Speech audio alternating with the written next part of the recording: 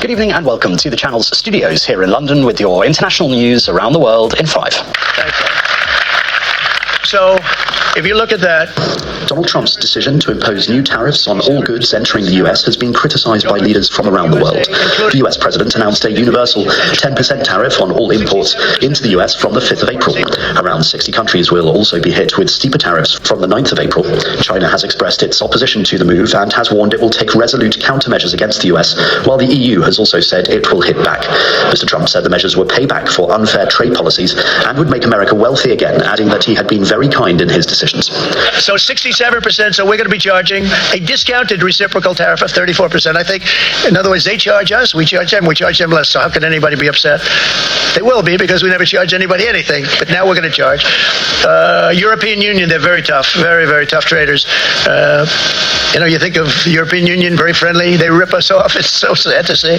It's so pathetic. 39%, we're going to charge them 20%, so we're charging them essentially half.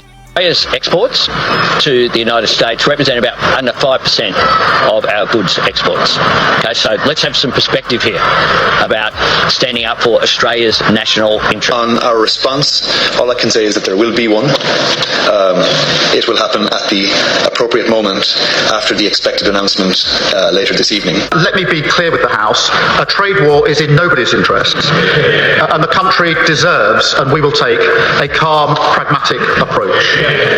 In reality, we're waiting for the American announcement tonight. Cette nuit, nous savons en revanche qu'il risque d'être assez puissant. People are speaking of tariffs between 20 and 25%. This will obviously lead to major economic disorder on the affected products, not only in Europe, but also in the United States. The US is clearly a key market for us. It is clear that the introduction of new tariffs would have heavy repercussions for Italian producers. Pesanti per I produttori italiani. Penso personalmente che sarebbe anche un'ingiustizia per molti americani perché I personally think it would also be an injustice for many US citizens because it would limit the possibility of buying and consuming our excellence only to those who can afford to spend more.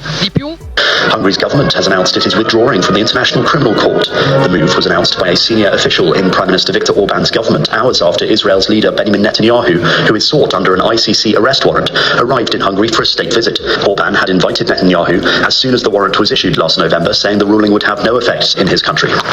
Myanmar's junta chief Min Aung Hlaing is in Thailand for a regional summit as his country reels from an earthquake that killed thousands and left cities in ruins. The earthquake in central Myanmar last Friday killed 3,085 people and injured over 4,700. Hundreds more are missing and the toll is expected to rise. Min Aung Hlaing arrived in Bangkok on Thursday on the eve of a summit that will gather leaders of the 7 countries that border the Bay of Bengal.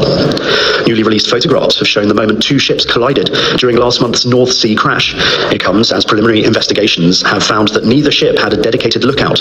Visibility when the Solong container ship struck the Stena Immaculate oil tanker in the North Sea on the 10th of March was patchy. That's according to the Marine Accident Investigation Branch.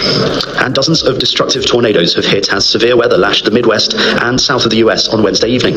More than 13 million Americans were under tornado watch, the National Weather Service said. Intense and even violent tornadoes have destroyed homes and farms in Missouri and Arkansas. Radar data suggests straight-line winds reached 80 miles per hour in Indiana. About 5 million people were under tornado watches in parts of Tennessee, Mississippi, and Alabama early on Thursday. At least 1 person has been killed in Tennessee. The wide-reaching storm system will trigger multiple days of nearly non-stop rain that could trigger generational flooding in Arkansas, Missouri, Tennessee, and Mississippi. And that's your international news around the world in 5. Now back to the channel's studios in Lagos. Is it okay? And she really wanted to carry me along. So obviously as an artist, I understand when you get on stage, the butterflies and nervousness. So it's not something that she planned. Yeah. It was just excitement and spur of the moment, the way she forgot. And everybody can do that. Yeah. But I know what she's been doing in the back, where she's been acknowledging, she's been giving me my flowers. Not just her, the whole team. Muyiwa, Wale, even her mom. And her mom is one of my best friends. Because I tell her, your daughter is my angel. Because you really did it the way you're supposed to. And I talk to my friends. I talk to Paul Dairo. I talk to LD. I talk to Style Plus, and they're like, Baba, this is we won the Grammy. All of them. It's like a collection.